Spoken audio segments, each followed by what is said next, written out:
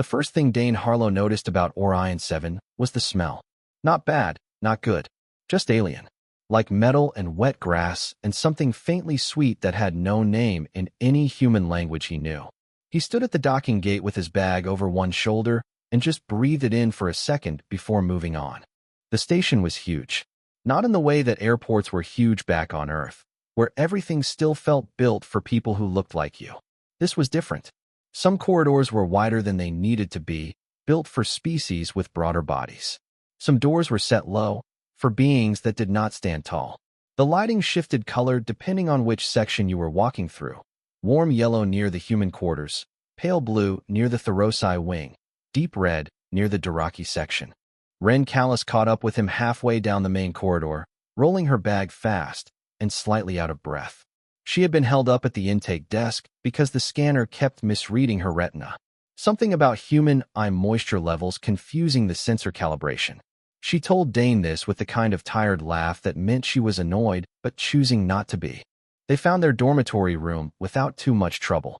2 bunks, a shared desk, a narrow window that looked out at the arm of the galaxy they were currently drifting through. Ren took one look at the view and said it was the most beautiful thing she had ever seen. Dane agreed. Then they unpacked in silence for a while because that was the kind of friendship they had, comfortable with quiet. The first orientation session was held in a large circular room that could fit about 60 students from a range of species. Dane counted 14 different species just from where he was sitting. He recognized most of them from the briefing materials Earth's exchange program had given him. The Thoraci were easy to spot, bioluminescent patches along their necks and forearms that pulsed softly when they spoke. The Doraki were the large ones, heavy and gray-skinned, with expressions that were hard to read.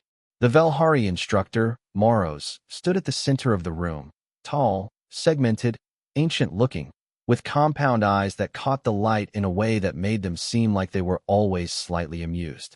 Moros welcomed everyone in Galactic Common, which the translation earpieces rendered smoothly. He explained the course schedule, the cultural exchange expectations, the rules for shared spaces. Standard orientation content. Dane took notes out of habit more than necessity.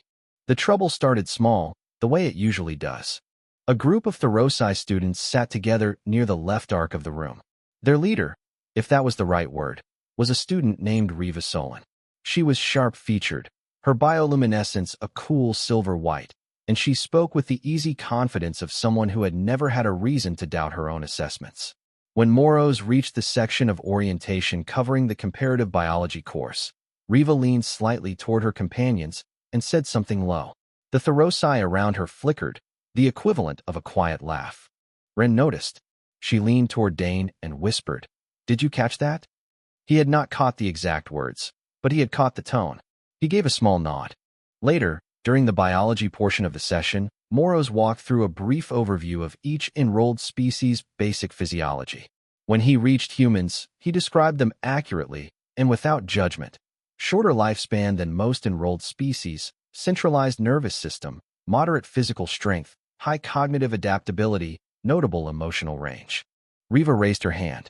Instructor Moros, is the pain response chapter in the course syllabus going to cover all enrolled species, including humans? Moros confirmed it would. Riva settled back and said, just loud enough, "Short chapter, I imagine." A few students around her made sounds that translated as amusement. Ren's jaw tightened. Dane looked at his notes. He did not react. Not because he did not notice, and not because it did not register. He noticed. He was just not interested in explaining himself to a room full of strangers on the first day. As the session ended and students filtered out, Dane stood and adjusted his sleeve, the left one, the thermal one that went all the way to his wrist. The edge of something dark was visible for just a second at his wrist before the cuff fell back into place.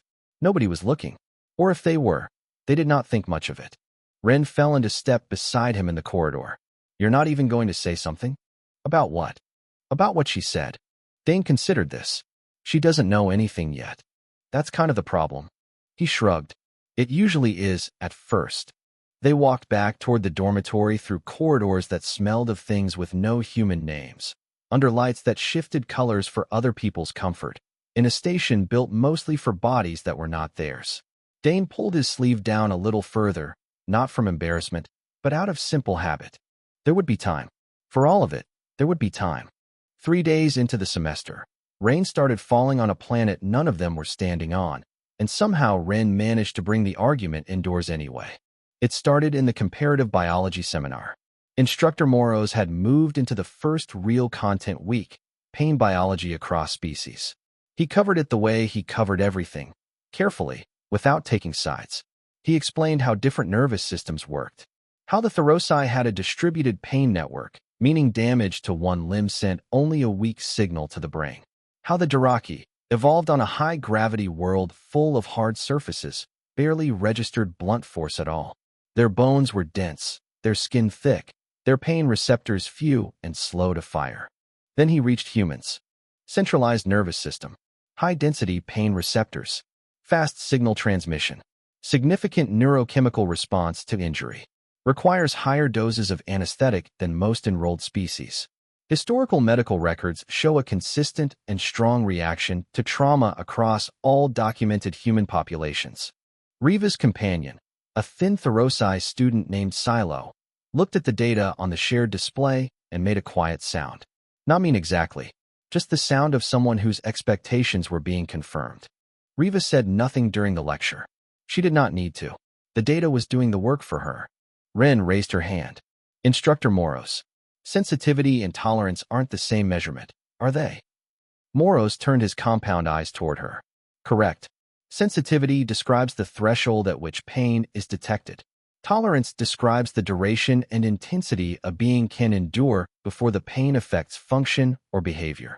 They are related but distinct. So high sensitivity doesn't automatically mean low tolerance. Correct. Riva spoke without raising her hand. But they correlate in most species. Moros inclined his head. In most species, yes. That was where it ended in the classroom. But it did not end there. That evening, a group of students gathered in the recreation hall. It was a wide, open space with low furniture arranged in clusters, designed to be comfortable for as many body types as possible. Borak, the large Daraki student, was showing a few others a traditional practice from his homeworld. He heated a small flat plate. The station had a controlled version of it, used in Daraki cultural demonstrations, and pressed it to his forearm. He held it for a count of 5. When he lifted it, the skin was marked, but he looked entirely unbothered. He explained that on his world, young Daraki did this as a rite of endurance. The mark faded in a day. The point was not the mark. The point was not moving. It was Riva who looked at Ren and said, almost pleasantly, "Would you like to try?" Ren should have said no. She knew, later, that she should have said no. But Riva's voice had that particular quality of polite challenge that is designed specifically to make saying no feel like an admission. So Ren said yes. She pressed the plate to her forearm. She lasted 3 seconds before pulling back. Her skin went red immediately. It was not a serious burn, but it was visible, and it stung, and every thoraci in the room saw her face when she did it. There was no loud laughter. Just that soft flickering again. That quiet confirmation. Dane was sitting across the room. He had watched the whole thing from a distance, eating something from a small container that tasted roughly like salted cardboard but provided the right nutrients. He watched Ren's face go through its quick journey from determination to pain to embarrassment. He watched Riva's expression settle into the comfortable look of someone who had just proved a point. He set down the container. He stood up. He walked across the room at a normal pace, stopped by Ren, checked her arm briefly with a look that said it was not serious, and then turned toward the exit. Riva said it as he passed her, not unkindly. No shame in being fragile. Evolution suited you for your world. Dane stopped. 1 full second. He looked at her, not with anger, not with performance. Just looked. Then he said, "Sure," and walked out. Ren caught up with him in the corridor. Her arm still stung. She was frustrated with herself more than with Riva, which somehow made it worse. She said, "You could have said something back there." Dane kept walking. "Like what?" "I don't know. Anything." He thought about it for a moment. "Anything I said in there, she already has an answer for. She's been building that answer her whole life." He paused. "There's only one thing that actually changes that kind of thinking." Ren asked what. He did not answer right away. He just pulled his sleeve down a little further and kept walking. Ren had known him long enough to know that sometimes he let things sit before he said them. She let it sit. The corridor lights shifted from yellow to pale blue as they crossed into the neutral zone between wings. Somewhere deep in the station, something large and mechanical hummed. Above them, through a strip of reinforced glass set into the ceiling, the stars were absolutely still. Rin sat on her bunk with her arm resting on her knee, the redness fading slowly. She was not looking at her arm anymore. She was looking at the narrow window and the impossible amount of space beyond it, the kind of view that usually helped and tonight was not helping. Dane sat at the shared desk with his back to her, going through course readings on his tablet. The room was quiet for a while. Not uncomfortable, just quiet. Then Ren said, "You've never told me why you always wear that sleeve." He did not answer immediately. He finished the line he was reading. Then he put the tablet down and pulled the thermal shirt off over his head. Ren had seen the tattoo before. She knew it was there. But there was a difference between knowing something was there and having it in front of you under proper light. The sleeve ran from his wrist all the way up and over his shoulder and onto the upper left side of his chest. Dense black and gray. Traditional Japanese style, a large dragon coiled around his forearm, scales detailed enough to count, smoke rising from its body and becoming clouds near his shoulder, and among the clouds a peony, rendered so carefully that the petals looked soft. The whole thing was one connected piece. No gaps, no rough edges. It moved with his arm like it had always been there. Ren said, "I forgot how big it was." 123 hours, Dane said. Across 11 sessions over about 3 years. When did you start? 19. Ren did the math. So you were still in school. First session was a week after my last exam. 4 hours straight. The outline work on the forearm. He held his arm out and looked at it the same way someone looks at an old scar. Familiar, not dramatic. That part was bad. The inside of the forearm, near the wrist. That doesn't get easier. Did it put you off? No. I went back. Ren looked at him. Why? He thought about it for a moment.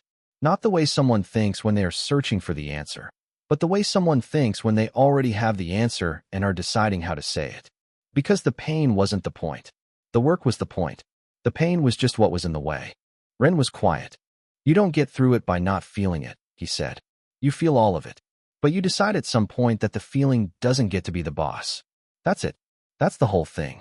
He put his shirt back on. The sleeve came back down to his wrist. Ren asked why he never showed it, never mentioned it. He shrugged and said it was his. He had not gotten it for anyone else to look at. The thing it meant was between him and the hours he had spent sitting in that chair.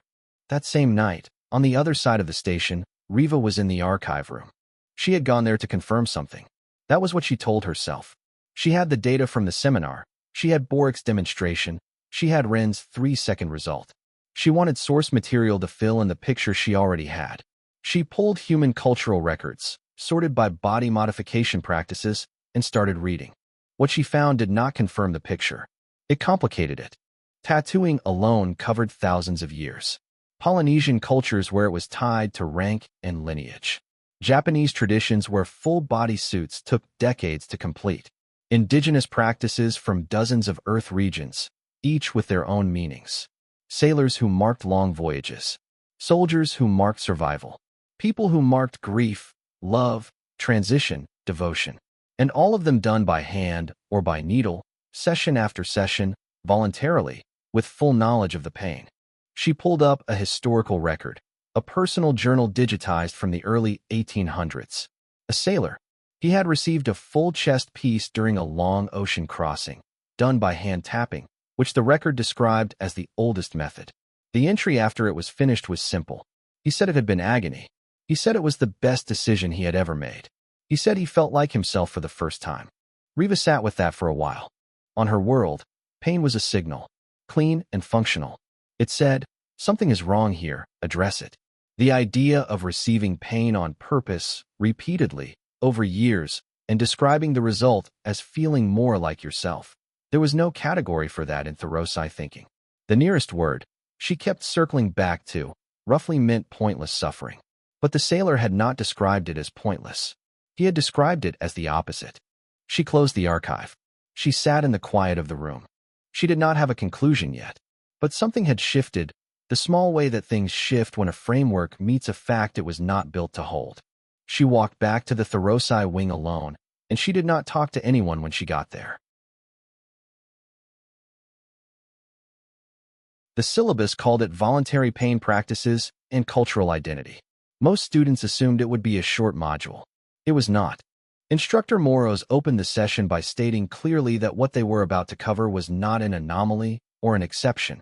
Voluntary engagement with pain, chosen, deliberate, culturally embedded, existed in some form across nearly every species in the room. The difference was not whether it existed. The difference was why and what it meant to the species practicing it. He started with the Daraki. Boric sat a little straighter as Moros explained the thermal mark ritual, not as a party trick, but in full context. The ceremony was tied to a coming-of-age tradition. It was done in front of family. The mark itself was temporary, but the event was permanent in a social sense. It proved that a young Daraki had reached the age where pain was a thing to face and not a thing to flee. The community witnessed it. The community remembered it. He moved through several other species. The Velhari had a venom exposure ceremony, low dose, carefully controlled, used as a form of meditation to train the mind to observe sensation without reacting to it. Others had endurance practices tied to harvest cycles, to mourning, to warfare preparation. Then Moros reached the human section. He did not rush it. He let the data take its time. The scope of it was the first thing that landed. Not one tradition, not two. Hundreds. Across every continent, every era of recorded history, from before writing existed all the way to the present. Tattooing, scarification, piercing, endurance rituals, fasting, extreme physical practice, voluntary surgery under conditions that should have been prohibitive. The data kept going. Moro scrolled through it, and the room was very quiet. Riva, sitting in her usual seat, was not flickering at all. She was still. Silo leaned toward her and whispered something.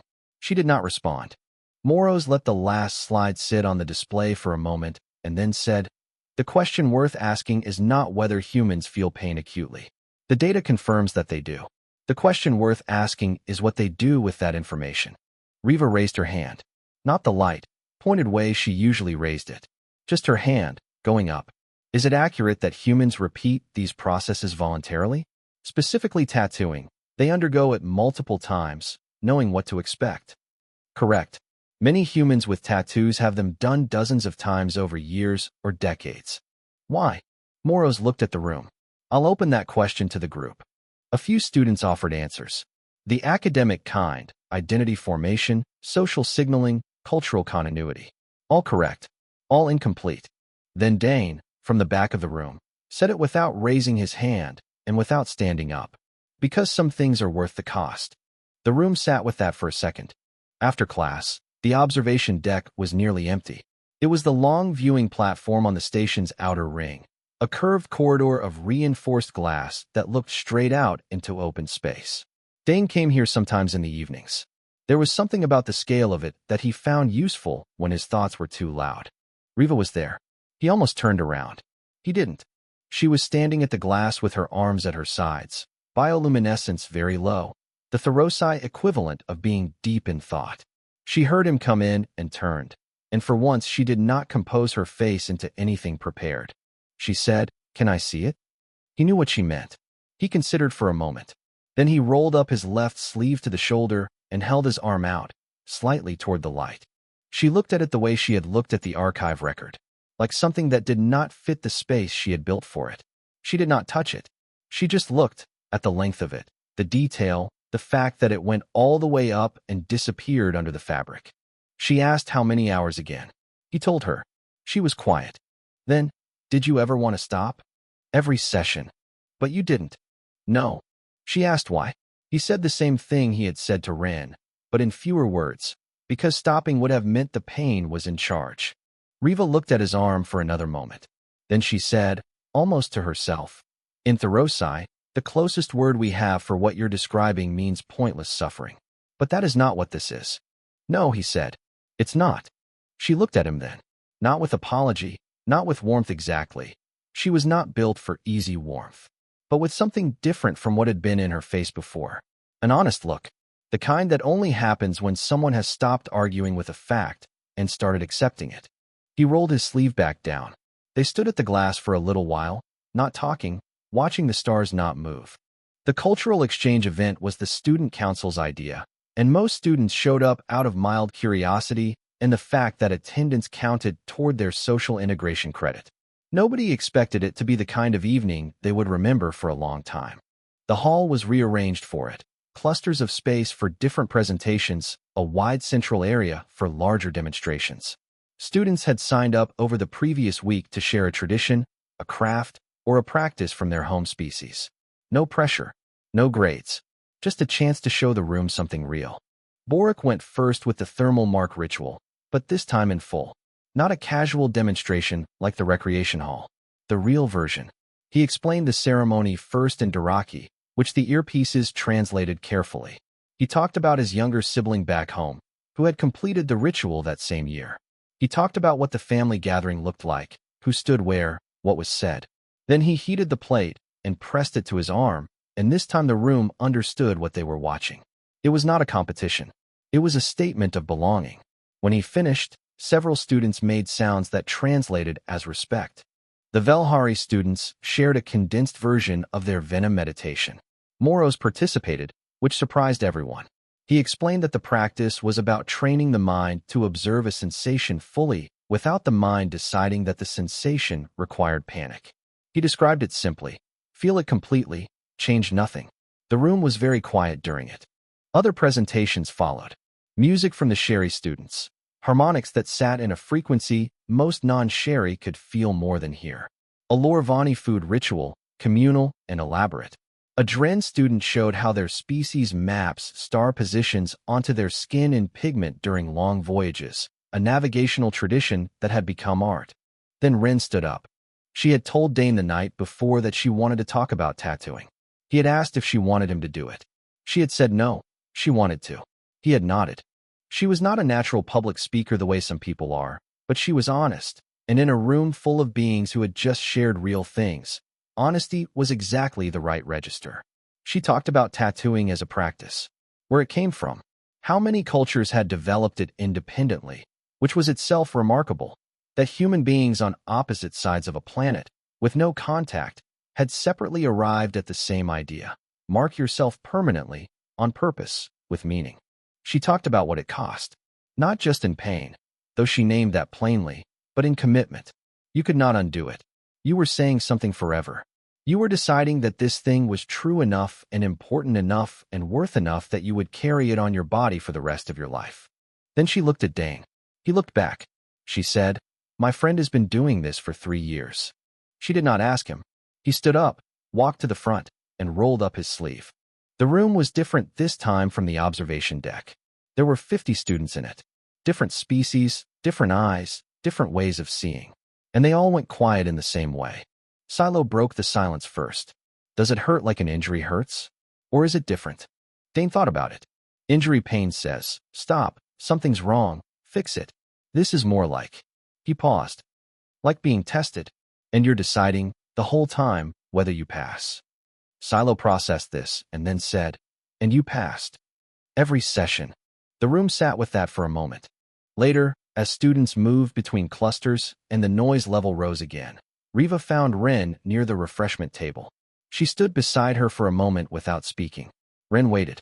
Riva said, my earlier comments in the seminar and in the recreation hall were based on incomplete reasoning. The data I had was accurate. My interpretation of it was not. Ren looked at her. For a Thoros, that sentence had probably taken significant effort. Ren recognized that. She said, I appreciate you saying that. Riva nodded. That was all she had. Across the room, Instructor Moros stood near the back wall. He had a small recording tablet, and he had been making notes throughout the evening. He looked at what he had written now. He crossed out a heading. He wrote a new one. Then he wrote below it, current human pain framework is insufficient. The measurement being taken is sensitivity. The measurement that matters is what is done with what is felt. These are not the same study. Recommend full chapter revision before next semester. He looked up at the room. At Borik's marked arm, at the Velhari students still in their quiet post-meditation calm, at Dane standing near the window with his sleeve down, but the room knowing now what was under it. 40 species. 40 different relationships with pain. And the one that had seemed the simplest had turned out to be the least understood. He made one more note. Then he put the tablet away. Semester's end came the way endings usually do, all at once. after feeling very far away for a long time. Students packed, some quietly, some noisily, in the way that personalities show themselves when the structure of a routine falls away. The dormitory corridors were fuller and louder in those last 3 days than they had been at any point before, which was strange because there were actually fewer people in them. The ones who remained were just carrying something they were about to leave behind. Ren packed methodically. Dane packed fast. He had always been like that. Decisions made early, executed without ceremony. The farewell gathering was in the same large circular hall where orientation had been held. The station did this every semester, a deliberate echo, so the students could measure the distance between who they had been on arrival and who they were now.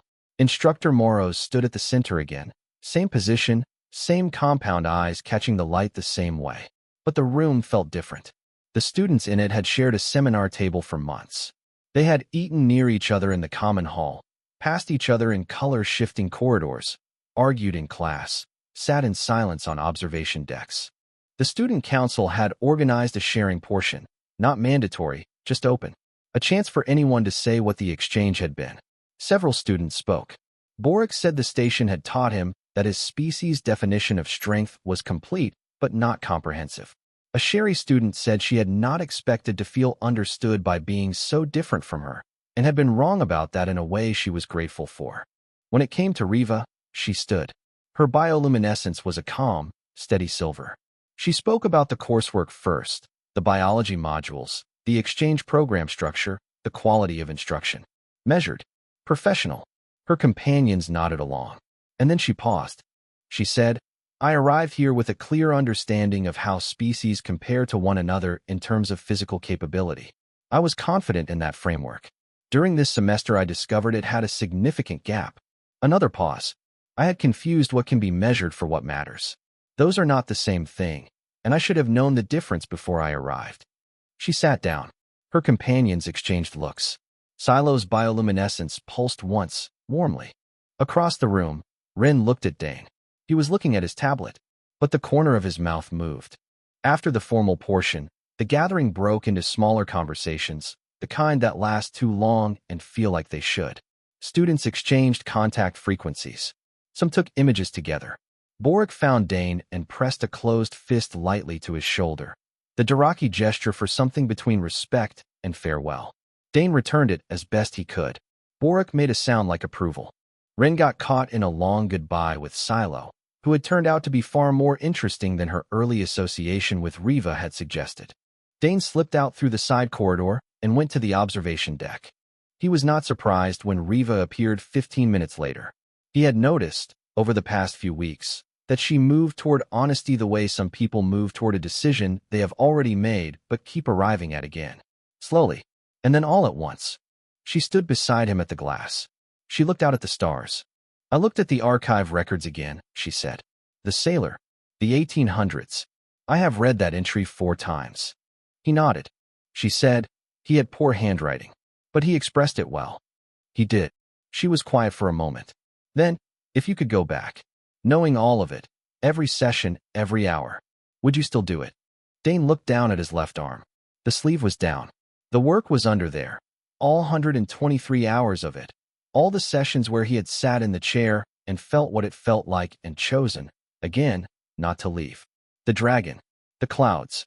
The peony that had taken 4 hours on its own because the artist had wanted the petals to be exactly right, and Dane had said yes. Take your time, I'll sit still. Yeah, he said. Every needle. Every time. Riva was quiet for a moment. Then she said something in Thorisai first, low, formal, deliberate. Then she said the translation. I think I understand you now. He looked at her. He knew enough about Thorisai culture by then to know what that sentence cost. It was not a small thing. For a species that prided itself on arriving at understanding before it opened its mouth, admitting it had taken this long was its own kind of endurance. He said, that's all anyone really wants. She held his gaze for exactly a moment, and then she looked back out at the stars in the way that people look at things when they are finished arguing with them. They stood there for a while in the way that the end of things sometimes allows, without pressure, without agenda, just 2 people at a glass wall with a galaxy on the other side, and slightly more of the truth between them than there had been before. Eventually Riva left. She did not say goodbye out loud. She did not need to. Dane stayed a little longer. He rolled his sleeve up once, looked at the work in the starlight, and rolled it back down. Then he turned and walked back through the corridor toward the life that was waiting for him, carrying everything he had come with and a few things he hadn't expected to find.